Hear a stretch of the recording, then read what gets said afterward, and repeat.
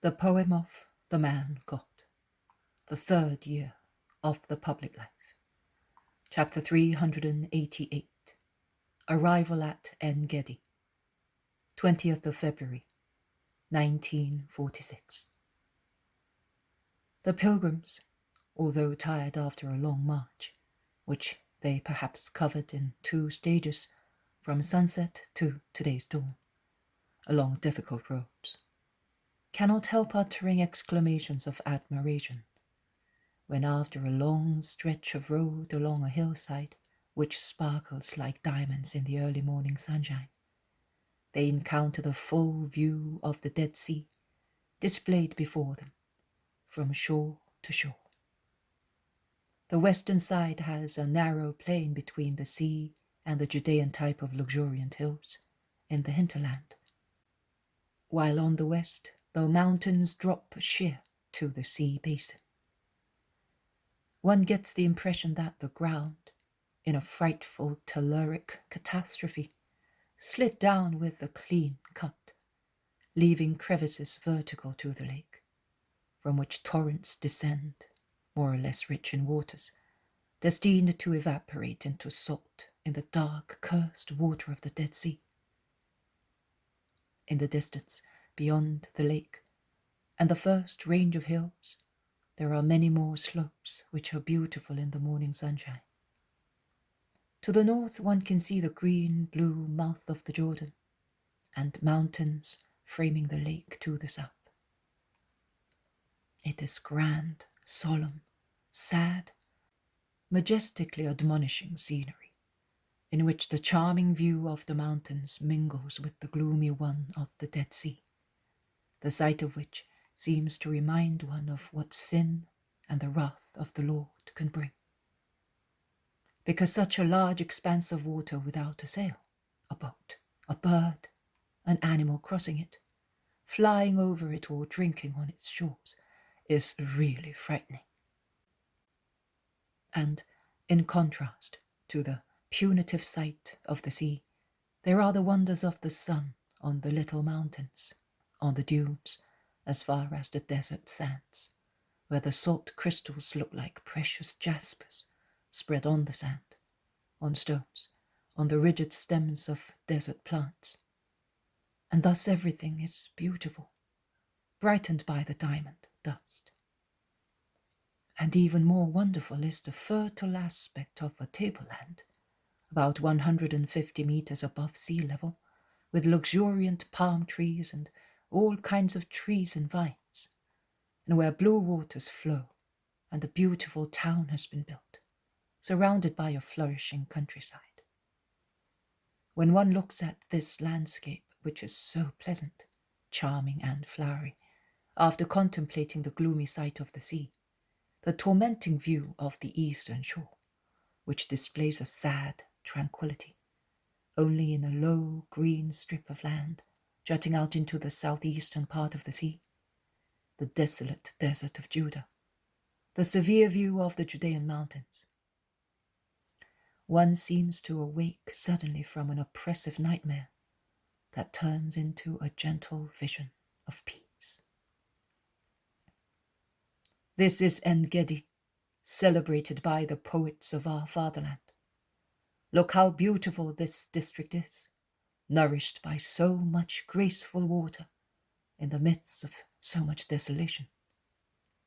Let us go down and plunge into its gardens, because everything here is garden, meadow, forest, vineyard. This is the ancient Hazazon Tamar, a name that evokes its beautiful palm trees, under which it was even more beautiful to build huts and cultivate the land, love one another, and bring up children, and raise flocks in the sweet-sounding rustling of palm leaves.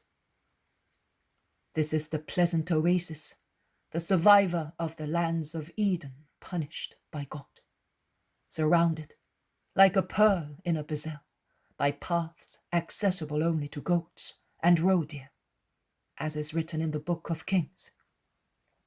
And along those paths there are caves for persecuted, tired, and forlorn people. remember David, our king, and how kind he was to his enemy Saul. This is Hazazon Tamar, now Engedi, the fountain, the blessed town, the beauty from which the enemies moved against Jehoshaphat and the children of his people, who were frightened and were comforted by Jahaziel, son of Zechariah, through whom the Spirit of God spoke. And they won a great victory because they had faith in the Lord and they deserved his help, as they did penance and prayed before the battle. This is the town sung by Solomon, as a comparison of the beauty of the most beautiful of all beautiful women. It was mentioned by Ezekiel, because it was nourished by the waters of the Lord. Let us go down. Let us go and take the living water that descends from heaven to the gem of Israel.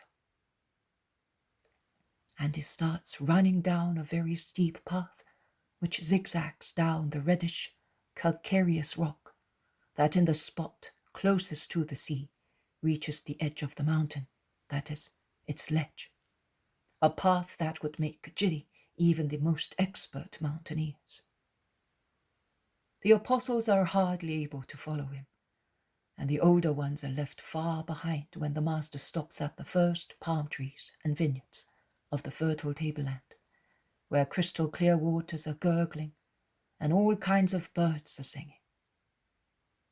White sheep are grazing under the rustling roofs of palm trees, of mimosae, of balm plants, of pistachio trees, and other exhaling sweet or pungent aromas, which mingle with those of rose bushes, lavender in bloom, cinnamon, myrrh, incense, saffron, jasmines, lilies of the valley, and of the flower of aloe, which is very big here, of cloves and benzoins, which exude with other resins from incisions in tree trunks. This is really the garden enclosed, the fountain of the garden, and fruit, flowers, sweet scents, beauty are found everywhere. There is no place in Palestine as beautiful as this one in size and natural charm.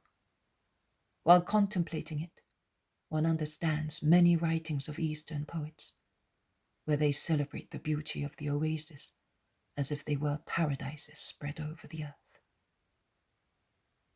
The apostles, perspiring but full of admiration, join the master, and all together they go down a well-kept road towards the seashore, where they arrived after crossing several cultivated embankments, from which beneficent waters flow in small, smiling cascades to nourish all the vegetation as far as the plain, which ends at the beach.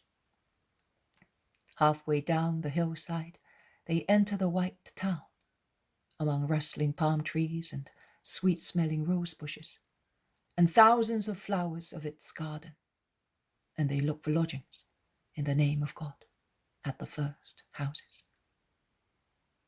And the houses, as gentle as nature, open without any hesitation, while their inhabitants ask, "Who is the prophet who looks like Solomon, dressed in linen and beaming with beauty?" Jesus, with John and Peter, enters a house where there is a widow with her son. The others scatter in various directions, after being blessed by the master and agreeing to meet in the main square at sunset.